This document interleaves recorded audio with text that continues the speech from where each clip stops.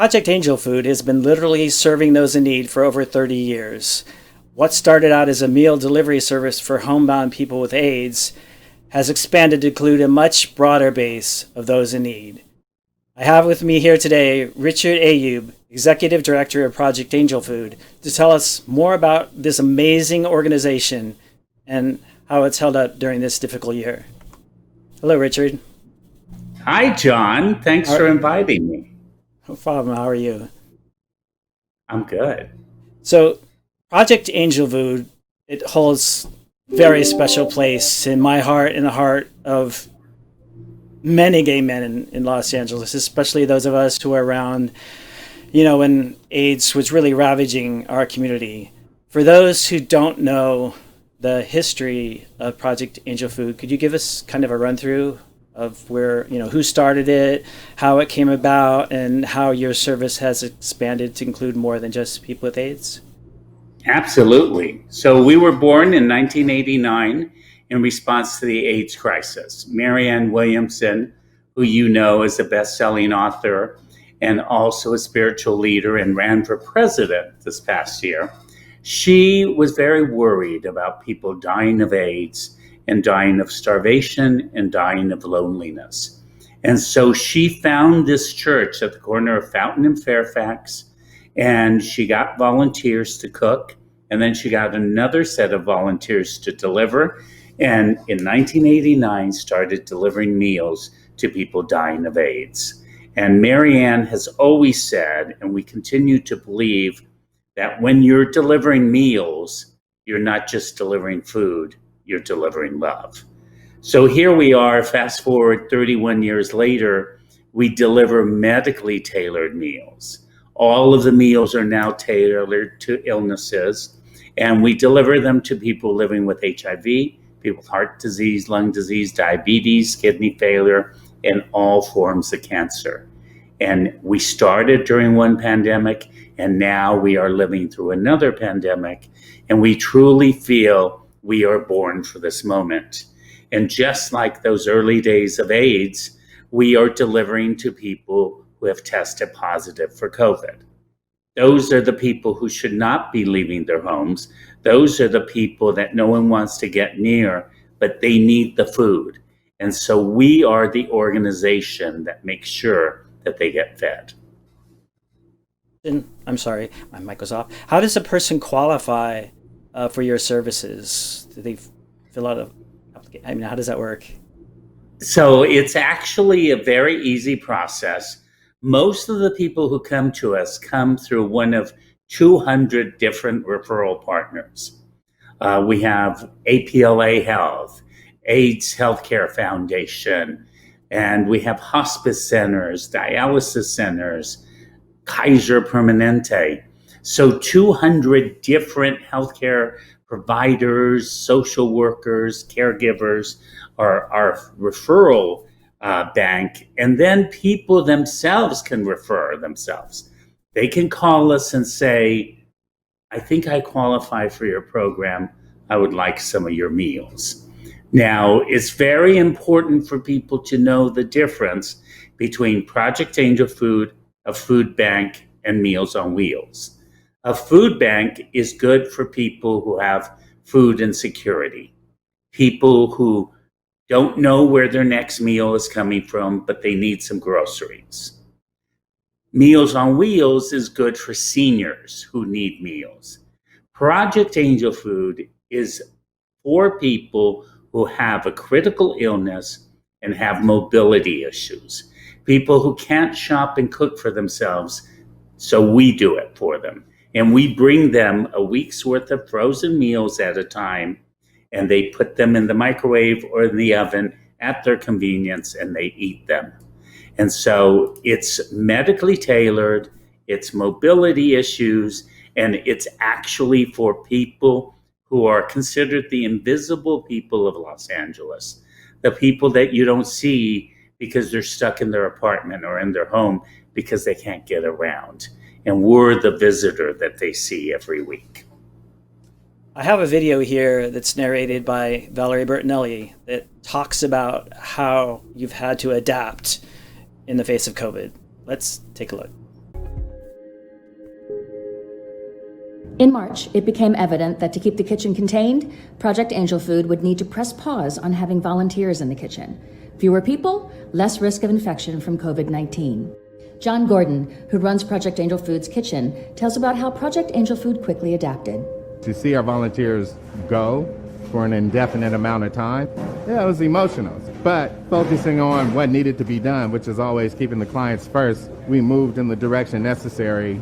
Project Angel Food turned to its restaurant partners and hired out-of-work chefs to step in to fill the void. I'm Rebecca. I just started here at the beginning of quarantine. I was at the Lapeer Hotel in Beverly Hills, and unfortunately everybody was furloughed. We were a small fine dining restaurant, plating up one meal at a time. Here, I might break down 250 pounds of onions, and that's just one task. Project Angel Food hasn't cut back at all. Each day they make 39 variations of their meals.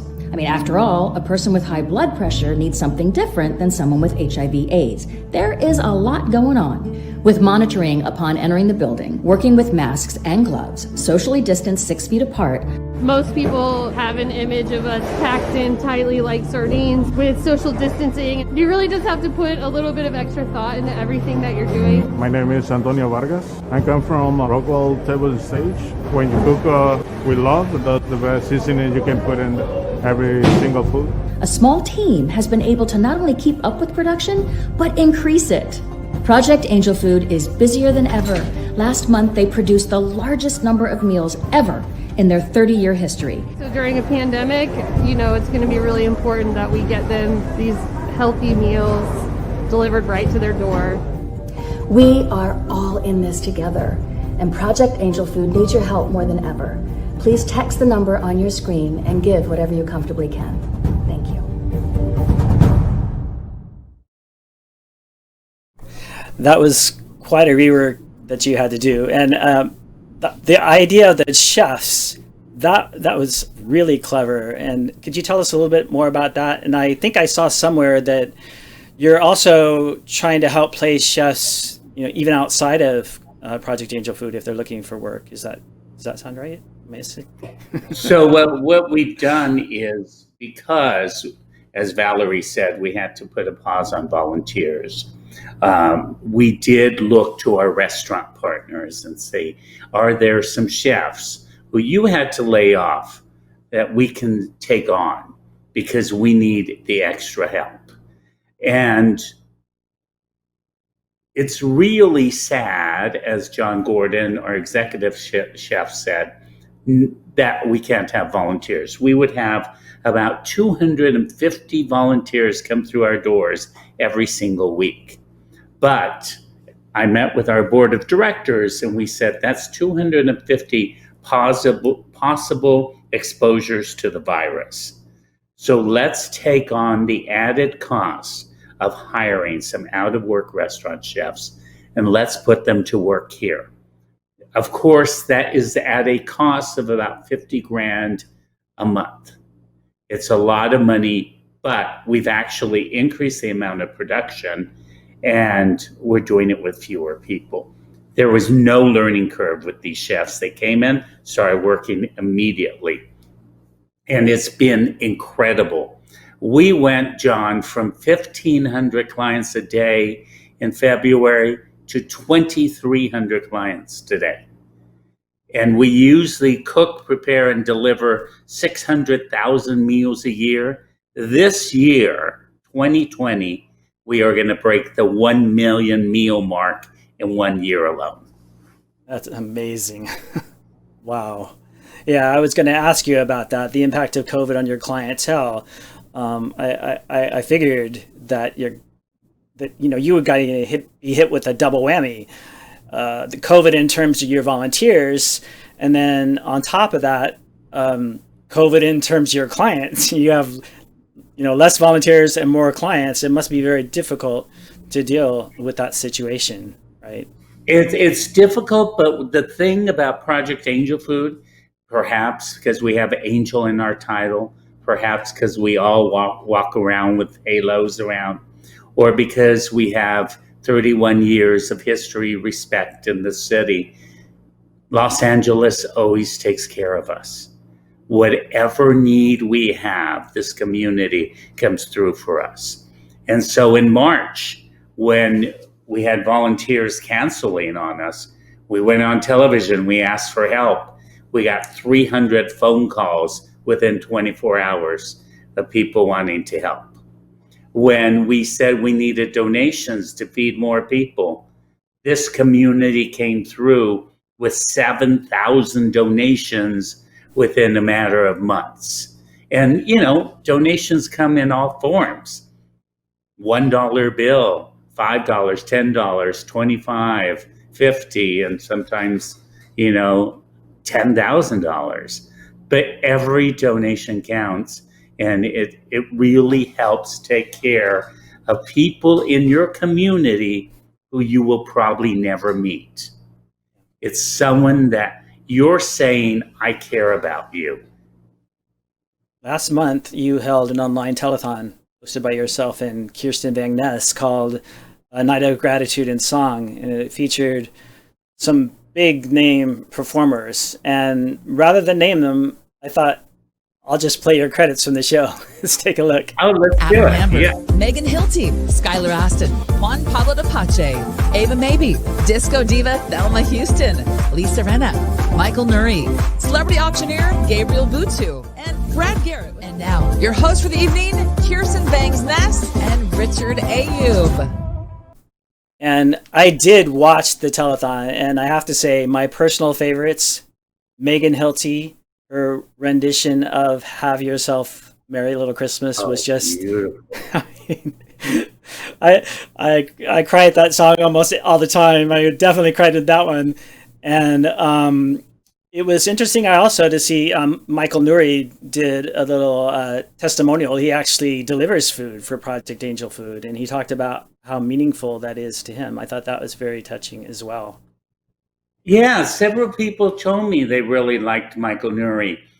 You remember he was in Flashdance, and in fact, I just saw Dashing in December on the Paramount Network a few days ago, and before it was The Proposal, the movie. And Michael was in that movie. Oh, really? Michael's in so many movies. If you don't recognize his name, you would definitely recognize his face. And he was just here on Friday delivering meals. And he takes his dog, Charlie, and he goes out with Anne Marie from our team and delivers 10 meals to people, delivers to 10 different people. And he loves it. It really feeds his soul, and it really means the world to him. He's a very, very nice man. Definitely wonderful. And Megan Hilty, what a talent she is. Yes. You know, she performed for our Angel Awards. She was a surprise performer and did a duet with Cheyenne Jackson the year we honored Deborah Messing. And then we asked her to participate in this. And she goes, I won't just give you one song. I'm going to give you 2 songs. And she is phenomenal. Now, really the telethon, great. And then the telethon is something new, right? The online telethon. I don't believe you've done that before, have you? we've never done that before. We called it an online, event. We didn't really call it a telethon, okay. even though we raised $225,000. It was a night of gratitude and song. We did it right before Thanksgiving, and we wanted to thank everyone.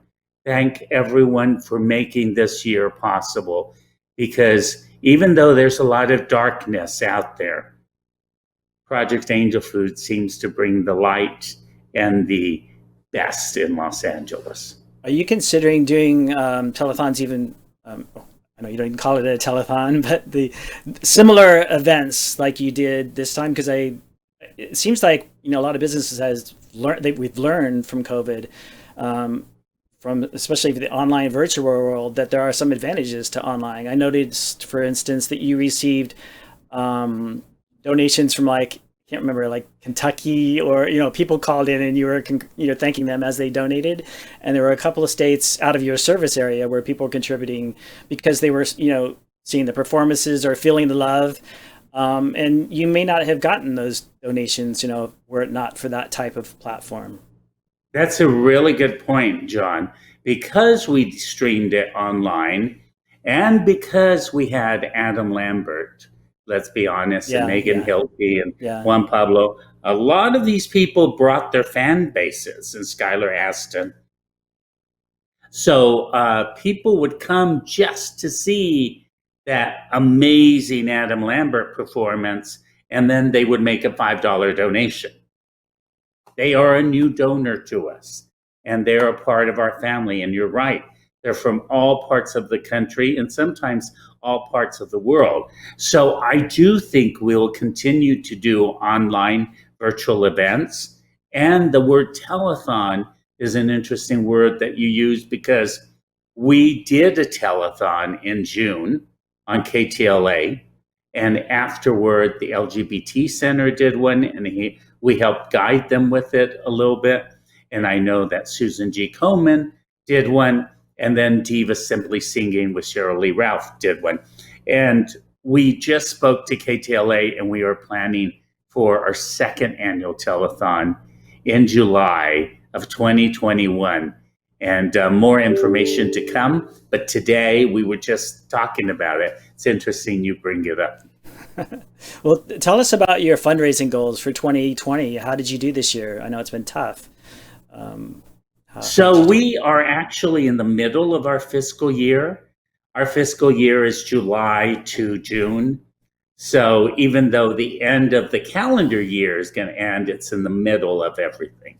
And because of that telethon and because of the online virtual event, we actually have been catching up with where our budget is. And because the community has come through for us, we were very worried. Obviously, people are unemployed, people don't have as much disposable income, and will they give to us during this time? And people have. So they've helped us keep paying for these temporary chefs. They've helped us increase the amount of meal production. And actually, if Project Angel Food didn't rise to this moment, at this moment, then why are we here? Yeah. This is when you're supposed to rise. This is when you're supposed to be busier than ever because you were born during a pandemic. And this is a pandemic, and you know it better than anyone else. So I'm extremely proud of our team, and our donors are incredible. Our supporters, our volunteers, the staff. I will tell you, these people who work here are first responders. The people who work in that kitchen every single day and try and churn out meal after meal with fewer people. 90,000 meals were cooked, prepared, and delivered in November alone. 90,000 meals. And then the drivers who go to the people's homes and make sure that they're doing okay and make sure that they have someone who really cares about them. And then we continue to have volunteers who help deliver meals. And there are volunteers who are now part of a new program called Telephone Angels, where we are calling our clients who say they feel a little lonely, and we're giving them a cheer up call every single week. And so, John, that works for the volunteer as well, because sometimes volunteers are lonely. Yeah. If they're used to coming here once, twice, or 3 times a week, and now they're staying home, this gives them a way to connect. Yeah, that was one of the things that caught my attention in Michael Nouri's testament in the show. He talked about that. He wanted something to do, and I don't know if he used the word lonely, but you kind of felt it. It was a sense of purpose, and it absolutely. And what he didn't say, what I will tell you, is he's good friends with Judith Light and her husband, Robert Desiderio. And Judith and Robert are trustees of Project Angel Food, and they recommended that he come to us. So that's beautiful. Yeah. Well, before we say goodbye, I want to be sure that people know how they can donate their time or money to Project Angel Food. Project Angel Food, I think, let's see if I got it right. Did I get it right? That's it. Angelfood.org/donate to donate to Project Angel Food. And then how would someone go about volunteering? Is there also a place on the So site? you could also go to angelfood.org/volunteers, and you can register there to volunteer.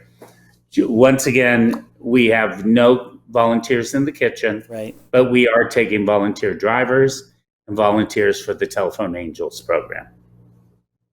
Well, thank you, Richard. The one thing that I want to leave with everyone, John, is we're not through this pandemic yet. You know, obviously, we still have some tough days ahead, but we couldn't have made it this far without Los Angeles, without our LGBT community, without our allies, and without human beings who care about other human beings. And I just cannot go without thanking people enough.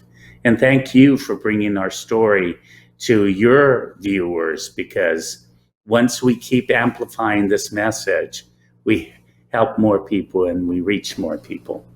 Well, it is an amazing organization. It's been up there on my list for many, many years, so probably since it first started. We wish you and Project Angel Food a happy and successful 2021 and look forward to hearing from you more. Hopefully we'll do some more of these interviews next year. Let's do it. And Yeah. I need you to come deliver some meals, John. Okay, I'll do that. I saw that Adam Lambert delivered 1,200 meals, right, on Thanksgiving or something like that? Adam Lambert, we put his name on 1,200 meals. Okay. He delivered about 10. And I Okay. will tell you, these people who he delivered to were so excited. I went with him. They each gave him a gift. And one was a Filipino gentleman who said, I want you to taste some of my native food. He said, I'm bringing you food and you're giving me food. It was really a beautiful moment. And he is just incredible. In fact, I deliver with two different Adams. Adam Lambert, there he is. And then also Adam Schiff. And they both are rock stars in their worlds. Good to know. Well, happy holidays to you, Richard. That's it for this round, and we'll see you all next time.